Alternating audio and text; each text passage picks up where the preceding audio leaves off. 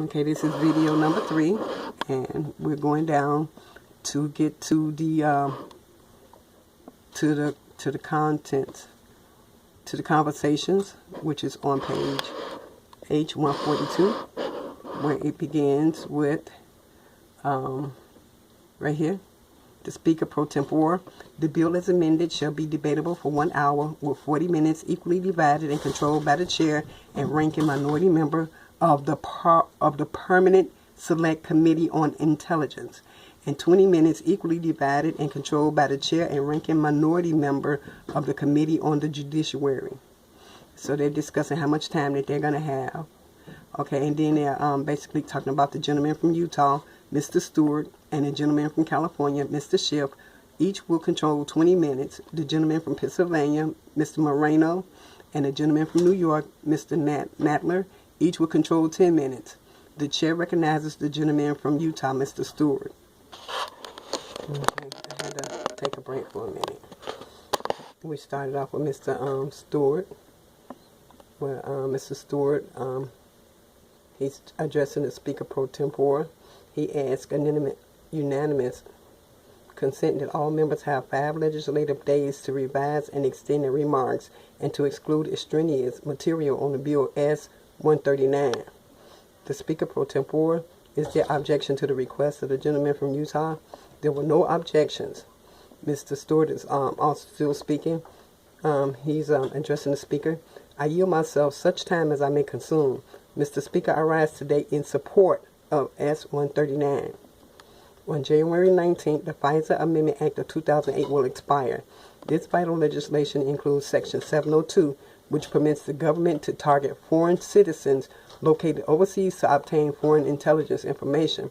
Section 702 is one of the most, if not the most, critical national security tool used by our intelligence community to obtain intelligence on foreign terrorists located overseas.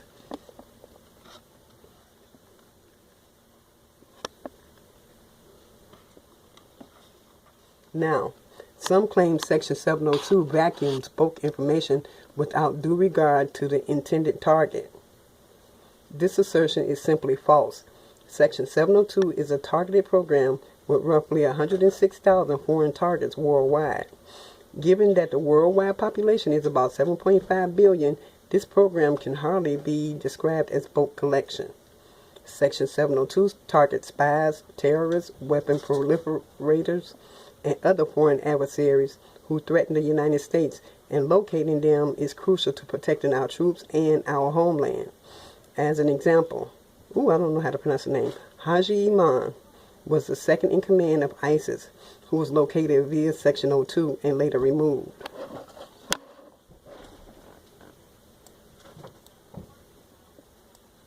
I'm trying to make it so that you can see it. Did it focus? From the battlefield. While a vast majority of examples remain classified, this is just one instance that demonstrates the necessity of this authority. Subject to multiple layers of oversight by all 3 branches of government, Section 702 is one of the government's most rigorously overseen foreign intelligence collection authorities. To date, while compliance incidents occur and are dealt with appropriately, there have never been a known intentional abuse of this authority. Nevertheless,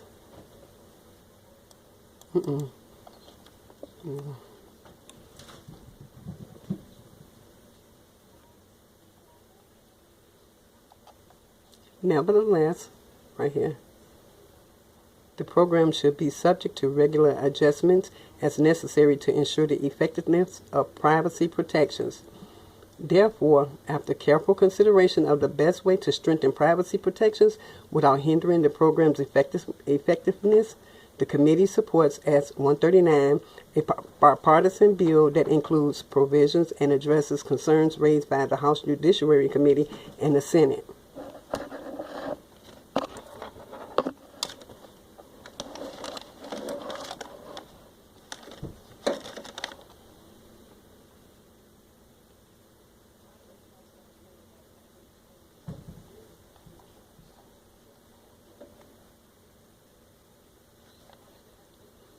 requiring specific 702 query procedures separate from existing minimization procedures, which must be reviewed by the Foreign Intelligence Surveillance Court every year, limiting the instances in which the government can use Section 702 information to prosecute U.S. people, limiting the instances in which the government can use Section 702 information to prosecute United States people,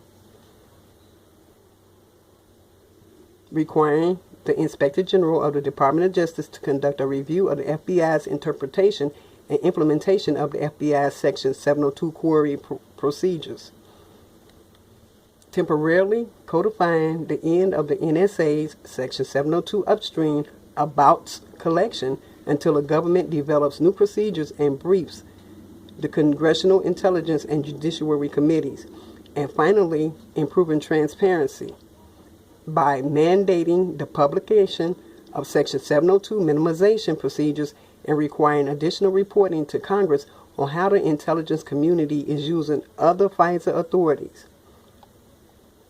Mr. Speaker, during discussions over the past several months, both the House and the Senate have made several concessions to achieve this compromise language in order to reauthorize this critical national security authority. Accordingly, S-139 now includes a probable cause-based order requirement for the FBI to assess the content of Section 702 communication during FBI criminal investigations on Americans unrelated to national security.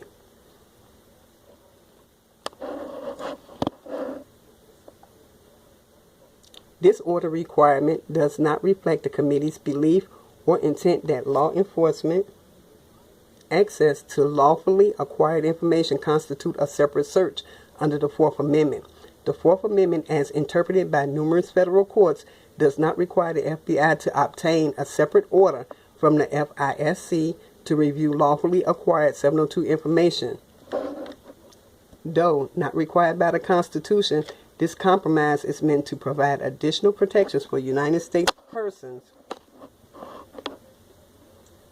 Information that is incidentally collected under Section 702, along with the restrictions on the use of Section 702 information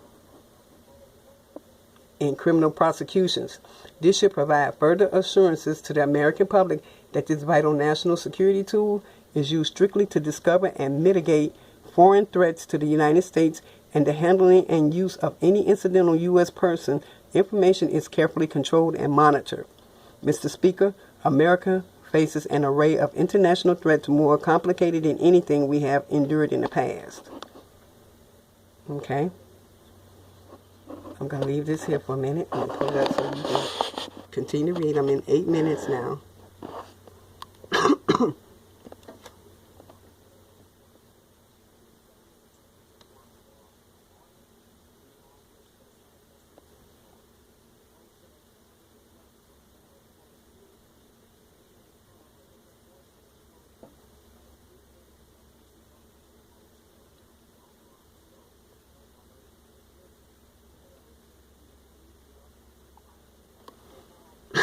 Excuse me. And then they have another bill out, the USA Rights Act.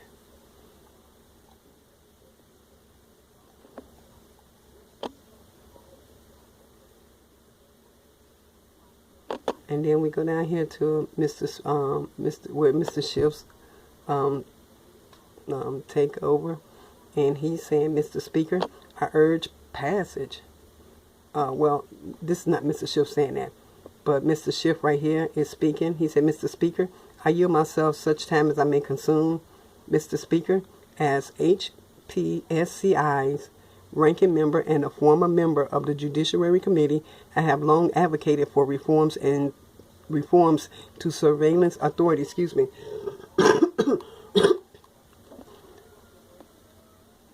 I have long advocated for reforms to surveillance authorities to balance the imperatives of national security and counterterrorism with the privacy rights and civil liberties of Americans.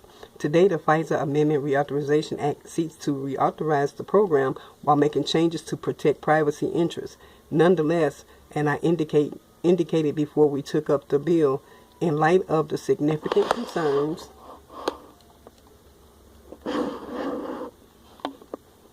that have been raised by members of our caucus, and in light of the irresponsibility and inherently contradictory messages coming out of the White House today, I would recommend that we withdraw consideration of the bill today to give us more time to address the privacy questions that have been raised, as well as to get a clear statement from the administration about their position on the bill. Mr. Speaker, I do this reluctantly. Section 702, I think, is among the most important of all of our surveillance programs. Nonetheless, I think that the issues that have been raised will need more time to be resolved. And I think we need to get a clear statement from the administration of whether they are in support of this legislation or they are not. This morning, as my colleagues are aware, the President issued a statement via Twitter suggesting that this authority was used illegally by the Obama administration to surveil him. Of course, that is blatantly untrue, but nonetheless casts an additional cloud over the debate today. In light of these circumstances, I think the better course would be for us to defer consideration, give us more time to address the issues that have been raised by the privacy community within my own caucus, but also within the administration about its inaccurate, conflicting, and confusing statements on the morning of debate. Mr. Speaker, right here, I reluctantly urge my colleagues to postpone consideration so that we can take up this bill when it is more ripe for consideration. Okay, I have to stop right now. This is video 3. I'm going to continue with, right here, I'm going to start all over again with Mr. Speaker. I reluctantly urge. I'll be right back with video 4.